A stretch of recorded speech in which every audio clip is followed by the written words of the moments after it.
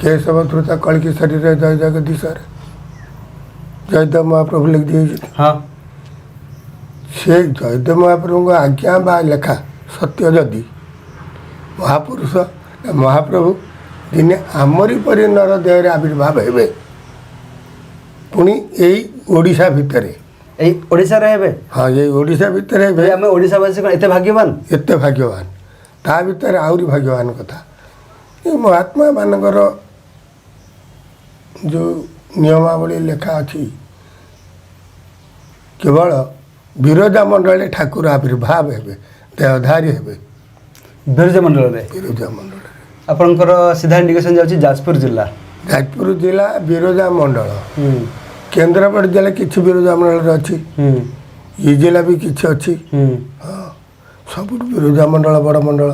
अच्छा तेज आप जो कहीगले जे कि वर्तमान अनंत युग चलो आहरी 100 वर्ष तेज महाप्रभु कल्किंगर आविर्भाव ये अनंत युगर हम यही अनंत युगरे ये अनंत युगर हाँ कल्कि जे से निजे होचंती अनंत।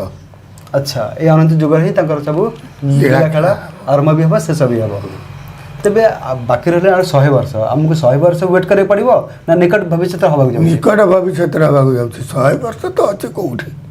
अच्छा निकट भविष्य हवा मालिका तत्वविद मान कहवा कथा मीन शनि जो भोग हम मुझे तारी प्रसंग विषय कहूँ प्रत्येक 30 वर्ष मीन शनि भोग हुए 2.5 वर्ष रहे आ मालिका लिखा अच्छी जो मीन शनि भोग हम से दिन सहित गुरुवार जुग परिवर्तन सबुठ बड़ संकेत मिल कौन कह से विषय एक तेज एमती गोटे समय आसूची गुरुवार दिन पड़ो हाँ पड़ो केवे से जानते कह चाहूना निश्चित तेबे ये जो वर्तमान 2021 मसीह आम अच्छा आप देखिले ना ना महामारी कोरोना 2022 भी आगू अच्छी 2023-24 आगू कौन सब हम कराल परिस्थिति हम ना कि सांत्वना भी मिल आमको सांत्वना मिल सांत्वना भी मिल। अच्छा आउ कहीं मृक्षकुलनाश होइबा अवश्य मिछटा नष्ट न हवा बेले सत कौन परिप्रकाश हो पार कि तेरे आप कहवा कथा जे कि प्रथम हम विनाश लीला तापर हम प्रकाश लीला हाँ विनाश लीला सर पुणी के या प्रकाश लीला आरंभ हम आरी भर आरी भीतर से भेज सब खेला। अच्छा महावर्ष मैंने किसी तो ठारगार लिखी आम तो बुझीपार आप बाबा आसीचु से आसीचु टिके किसी तो कहतु अल्प समय रहा अल्प समय रहा यहाँ केत अंक चलती यहाँ केत अंक चलती 2021 ना 2021 नहीं 2021 आउ खूब कम था 10-12 वर्ष भर सब कड़े कौन पेट सेपटे 10-12 वर्ष भितर आपणकर से 2032 और 34 दौरान टार्गेट 2034 हवा को नवकलेवर किसी लिंक रोचे हाँ कौन लिंक रोचे से चल जाइए मेष ठाकुर पुणे अवतार। अच्छा पुणे अवतार है अलरेडी आसी जाइए किसी मालिका तत्वविद मैंने कहते 24 हम खंड प्रलय और 24 ରୁ 32 भितर आविर्भाव हो 32टा ठीक कि 24 खंड प्रलय होगा कहीं आमको टे आसुनि आमर तत्वविद मान कहवा कथा जे कि जो कोरोना भली महामारी समग्र विश्वर एक कराल परिस्थिति सृष्टि कर शेष नुहे आहरी 64 प्रकार घातक महामारी सतटा मालिका विषय लिखाई महापुरुष लिखे अचिन्हा व्याधि जाए ग्रासिब वैद्य चिन्हे ना। अच्छा रोगी छटपट होते राम एक कथा कहूँ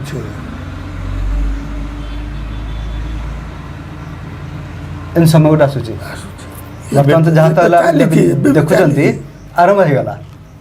अच्छा कहना आप देखुए हठात कौन डाक्तर मैंने कि औषध दे पार बर्तमान दे पार नहीं दे पार ना बर्तमान सुधा भी देखते कोरोना मेडिसिन बाहरी पारा किंतु ଆୟୁର୍ବେଦିକରେ ବାହାରିଛି। ଆୟୁର୍ବେଦରେ ବାହାରିଛି ହଁ କ'ଣ ବାବା? ଶୁଣନ୍ତୁ କହୁଛୁ। ଅପାମାରଙ୍ଗ ପତ୍ର ରସ। କି ପତ୍ର? ଅପାମାରଙ୍ଗ। ଅପାମାରଙ୍ଗ। ଅପାମାରଙ୍ଗ ପତ୍ର ରସ। ବାକି ଏ ଯେଉଁ ଶ୍ଵେତ ଦୁବ ରସ, ଧଳା ଦୁବ,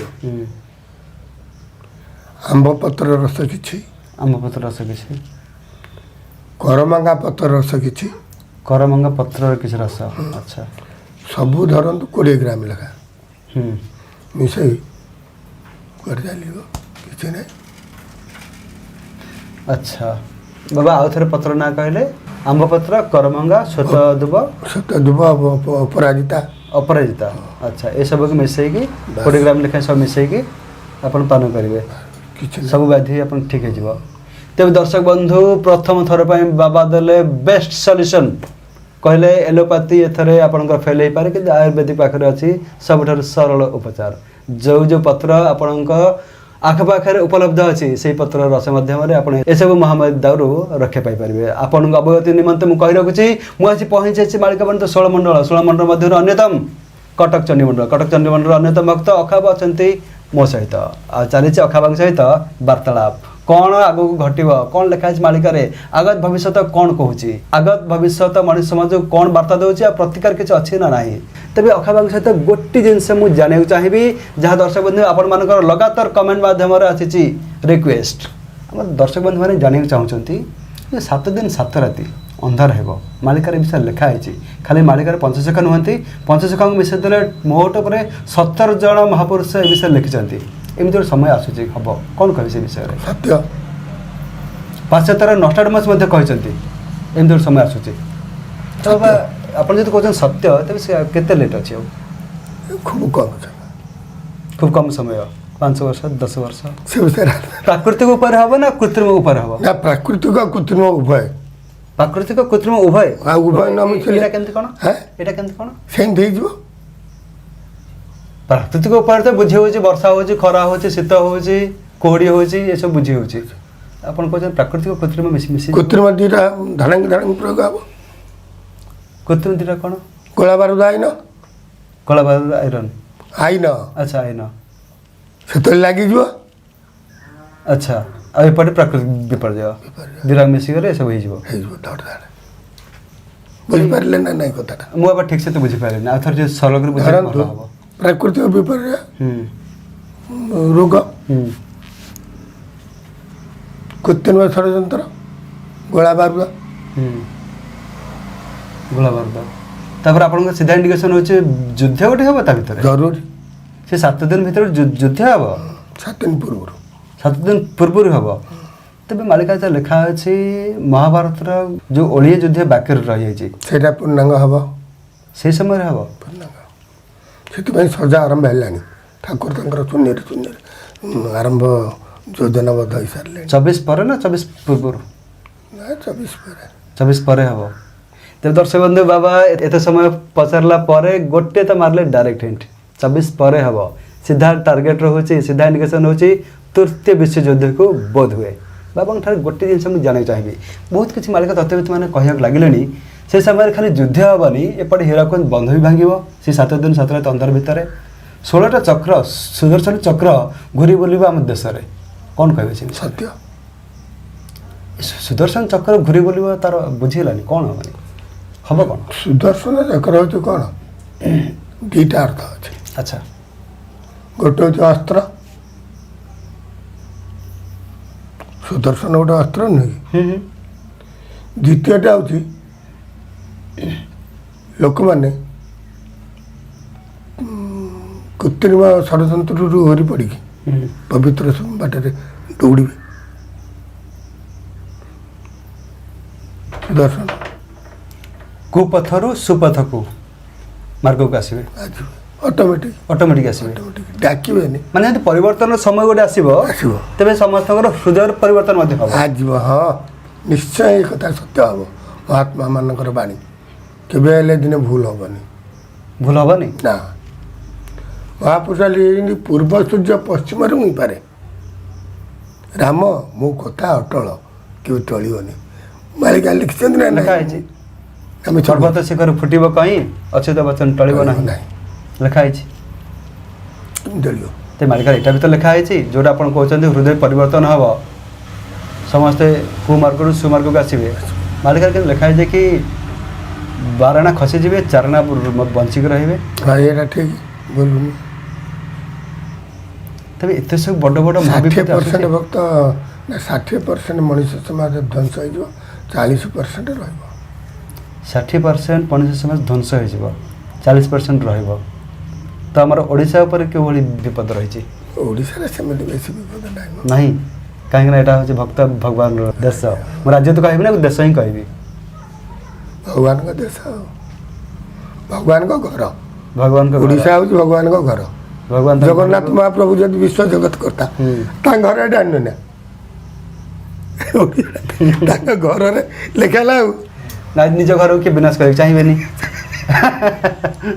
ଆଚ୍ଛା, ତେବେ ବାବା ହୀରାକୁଦ ବନ୍ଧ ଭାଙ୍ଗିବ ହଁ ଆଉ ପାଖାପାଖି 60% ଓଡ଼ିଶା ଜଳମଗ୍ନ ହେବ।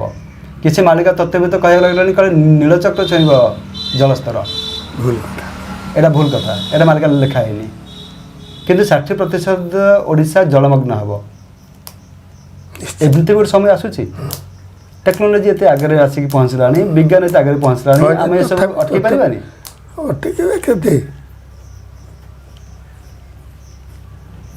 ମାଳିକାରେ ଏଇଟା ବି ଲେଖା ହେଇଛି ବୈଜ୍ଞାନିକ ଯନ୍ତ୍ର ସବୁ ଅଚଳ ହେବ, ଆଉ ବ୍ୟାଙ୍କିଂ ସିଷ୍ଟମ୍, ଇଣ୍ଟରନେଟ୍ ସିଷ୍ଟମ୍ ସବୁ ବନ୍ଦ ହେବ, କାମ କରିବନି। ଆଉ ଦର୍ଶକ ବନ୍ଧୁମାନଙ୍କର କହିବା କଥା ଯେ କି ଏସବୁ କାଳ୍ପନିକ, ବାସ୍ତବ ନୁହେଁ। କ'ଣ କହିବେ ଆପଣ? ନା ଆମେ ଏକମତ ନୁହେଁ ଏଇ କଥାରେ, କାଳ୍ପନିକ କଥା ନୁହେଁ ଏଇଟା। ଆପଣ କେମିତି କ'ଣ ଦମ୍ଭର ସହକାରେ କହୁଛନ୍ତି କାଳ୍ପନିକ ନୁହେଁ ବୋଲି? କାରଣ ଆମେ ଆମ ଜୀବନ କାଳ ଭିତରେ ଆମେ ସବୁ ପ୍ରତ୍ୟକ୍ଷ ହେଉଛୁ, ପରୋକ୍ଷ କଥା ଆମେ କହନ୍ତିନି, ଶୁଣିବା କଥା କହନ୍ତି, ଅନୁଭବର କଥା ଆପଣ କହୁଛନ୍ତି। ଆମେ ଅନୁଭବୀ, ଅନୁଭୂତି, ସ୍ୱତନ୍ତ୍ରତା। କ'ଣ ଏମିତି ଦିବ୍ୟ ଅନୁଭୂତି ଅନୁଭବ ଆପଣ ପାଇଛନ୍ତି? ବହୁତ ପାଇଛୁ। ବହୁତ ଦମ୍ଭର ସହକାରେ ଆପଣ ଏଇଟା ପଛୁନାହାନ୍ତି। ଅନନ୍ତ ଯୁଗର ପାଇଁକି ମାଳିକା ଲେଖିବାକୁ ଆମକୁ ଠାକୁର ନିର୍ଦ୍ଦେଶ ଦେଲେ। ଲେଖା ହେଇକି ରହିଛି 10 ନମ୍ବର ବାଇଡ଼ି। ଆମେ ଜାଣିଥିଲେ ସେ ପୋଥି ଆପଣଙ୍କ ପାଖରେ ଅଛି? ଅଛି ପାଖରେ, ଏଠି ନାହିଁ, ଅଲଗା ଗୋଟେ। କ'ଣ ଲେଖା ହେଇଛି? ଅନନ୍ତ ଯୁଗର ପରିସ୍ଥିତି କ'ଣ ହେବ, ସତ୍ୟ ଅନନ୍ତ ଯୁଗ ଶେଷ ହେବ କେମିତି, ସତ୍ୟ ଆସିବ କେମିତି, ସେ ଆବିର୍ଭାବର ଭାବନା କ'ଣ, ତାର ପ୍ରାକୃତିକ ଦୈବୀ ଯୁଗ କ'ଣ, କେମିତି ଶେଷ ହେବ, ଅଛି କ'ଣ ସଂକେତ କ'ଣ ମିଳିବ? ଅଛି ଆଉ କିଛି ତ କୁହନ୍ତୁ।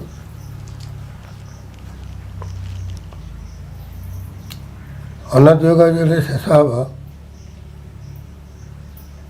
ମହାତ୍ମା ମାନେ ଲୁଚିକି କେହି ରହିପାରିବେନି କେଉଁଠି, ସାମ୍ନାକୁ ଆସିବେ, ସମସ୍ତେ ଆସିବାକୁ ବାଧ୍ୟ ବାଧ୍ୟ ଏକଦମ। ବାସ୍। ଏ ଗୋଟେ ପଦ କଥା ମନେ କଥା। ବର୍ତ୍ତମାନ ମ୍ଲେଚ୍ଛଙ୍କ ଭୟରେ ଲୁଚିକି ରହିଛନ୍ତି ଘର କୋଣରେ। ଆଚ୍ଛା ଆଚ୍ଛା, ପ୍ରଭୁଙ୍କ କୃପା ଯେତେବେଳେ ବର୍ଷିବ ମ୍ଲେଚ୍ଛ କୁଳନାଶ ହୋଇବ ଅବଶ୍ୟ।